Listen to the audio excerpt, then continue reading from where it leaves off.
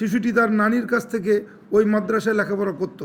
গত কিছুদিন থেকে শিশুটির মা শারীরিক অবস্থার পরিবর্তন দেখে 18 April 2026 modern diagnostic centre Madan নেত্রকোনায় চিকিৎসকের শরণাপন্ন হলে শিশুটি 7 মাসের অন্তঃসত্ত্বা বলে জানা যায়। বাদী শিশুটিকে জিজ্ঞাসাবাদে জানতে পারেন, গত 2 অক্টোবর 2025 বিকাল অনুমান 15:30 ঘটিকায় মাদ্রাসা ছুটি হওয়ার পর ধৃত শিক্ষকের আদেশে ঝাড়ু দিয়ে মাদ্রাসা সংলগ্ন মসজিদের বারান্দা পরিষ্কার করতে থাকে। সেই মুহূর্তে ধৃত শিক্ষক শিশুটিকে তার কক্ষে ডেকে নিয়ে জোরপূর্বক তার ইচ্ছার বিরুদ্ধে ধর্ষণ করে বলে বাদী অভিযোগে উল্লেখ করেন।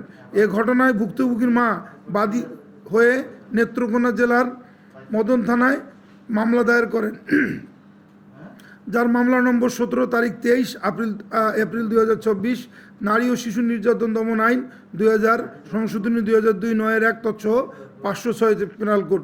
উক্ত ঘটনাটি ইলেকট্রনিক, প্রিন্ট ও সোশ্যাল মিডিয়ায় ব্যাপকভাবে প্রচারিত ও আলোচিত হয়।